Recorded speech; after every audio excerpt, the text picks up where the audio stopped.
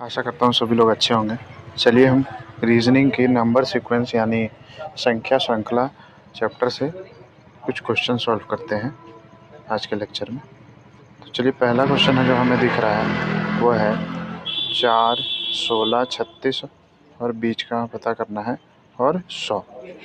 इसके 36 और 100 के बीच में क्या आएगा, इस संख्या को हमें पता करना है। तो चलिए काफ़ी इजी क्वेश्चन है। आशा करता हूँ इससे पहले जो लेक्चर मैं अपलोड कर रहा था वो आप लोग देख रहे होंगे और क्वेश्चन समझ में आ रही होगी किस तरह से सॉल्व करना है। ठीक है, चलिए आगे बनाने का प्रयास करते हैं इस सवाल को। तो पहले तो हम कोशिश करते हैं कि सबसे छोटे मेथड से एकदम। तो 4 जो है कहीं ना कहीं 2 का स्क्वायर दिख रहा है, फिर उसी तरह से 4 जो आया उसी का स्क्वायर कर देंगे तो 16 आया इस 4 के स्क्वायर को करके।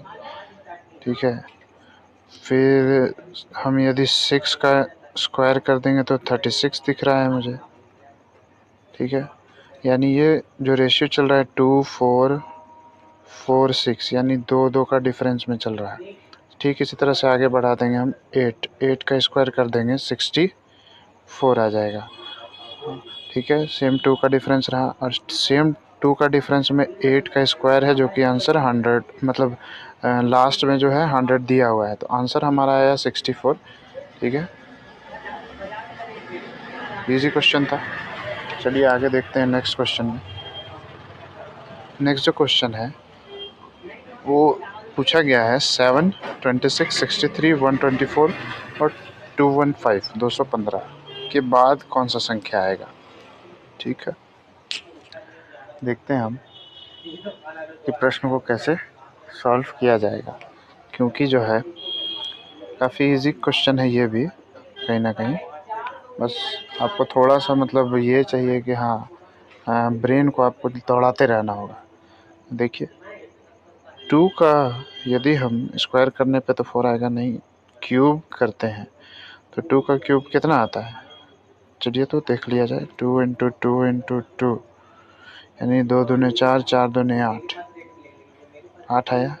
माइनस 1 कर देंगे कितना आया, 7 आ रहा है। ठीक है, उसी तरह से हम जो है 3 का क्यूब करते हैं और माइनस 1 कर देते हैं, तो 3 का क्यूब करेंगे ठीक इसी तरह से 3 मान लिया जाए यही 3 है, 3 इंटू 3 इंटू 3, 3 3 जा 9, 9 3 जा 3 तिया 9, 9 तिया 27 माइनस 1 यानी 26, जो कि यहाँ पे मिल गया हमें। ठीक है, तो यहाँ यदि 2 हमने लिया, यहाँ 3 लिया, तो यहाँ 5, यहाँ 4 लिया होगा, यहाँ 5 लिया होगा, यहाँ 6 लिया होगा। तो चलिए हम जो है इसको 6 ले लेते हैं और 6 लिया होगा और यहाँ पे 7 लिया होगा, तो चलिए हम 7 ले लेते हैं इसको। 7 का क्यूब माइनस 1, तो ठीक इसी तरह से हम सॉल्व करते हैं। 7 7 जा, आपके लिए मैं बता दे रहा हूँ इजी तरीके से।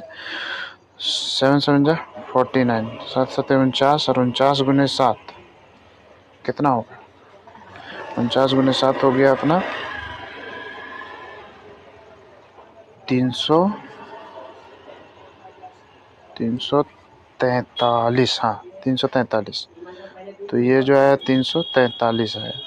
उसमें से हम जो है सभी में 1 घटाना था, 1 घटा देते हैं, 342 आ गया। यही है आंसर, 342 होगा आंसर यहाँ पे 3 4 4 2। चलिए बढ़ते हैं नेक्स्ट क्वेश्चन की ओर। काफ़ी इजी था, बस वही है कि आपको थोड़ा सा एक्टिव रखना होगा ब्रेन को। जो जितना प्रैक्टिस किया हुआ रहेगा इन क्वेश्चंस को, उसके लिए ये उतना इजी होता जाएगा। ठीक है, चलिए लास्ट जो इसके बाद जो हमारा क्वेश्चन है उसको देख लेते हैं सॉल्व करके। तो पहला तो 1 है, ये तो 1 ही रहेगा और फाइंड करना है लास्ट का डिजिट 1 है। अब इसमें हमने 1 इंटू 2 कर दिया, हमने प्लस 2 कर दिया, 2 2 और इधर 1 का पहाड़ा 2 बार पढ़ लिया, 2 आया और उसमें जोड़ दिया 2, तो ये हो गया 4, जो कि यहाँ 4 है। ठीक इसी तरह से हमने क्या किया कि 4 का पहाड़ा पढ़ दिया 2 बार, 8 जोड़ 2, यही उत्तर है 10, यहाँ दिया हुआ है। अब हम क्या करेंगे, यानी हम समझ गए कि ये जो दिया हुआ है इससे पहले का अंक उससे गुना करना होगा 2 और जोड़ना होगा 2। तो ये जो दिया हुआ अंक है सीधे हम इसी से हल कर देते हैं, क्योंकि क्वेश्चन जो है एग्ज़ाम में आप जितना जल्दी सॉल्व करते जाओगे उतना आपके लिए ईजी रहेगा। ठीक है, 46 गुने 2 जोड़ 2, 46 गुने 2 कितना हो गया, 6 दूने 12, हाथ में चाहिए 1, 4 दूने 8 है ना, तो 4 दूने 8 है 1 9 है ना, 92 जोड़ 2 94, 94 इज़ द करेक्ट आंसर। ठीक है, चलिए फिर, थैंक यू। आशा करता हूँ आप लोगों को लेक्चर अच्छा लगा होगा, है ना। मिलते हैं नेक्स्ट लेक्चर में, तब तक के लिए गुड बाय।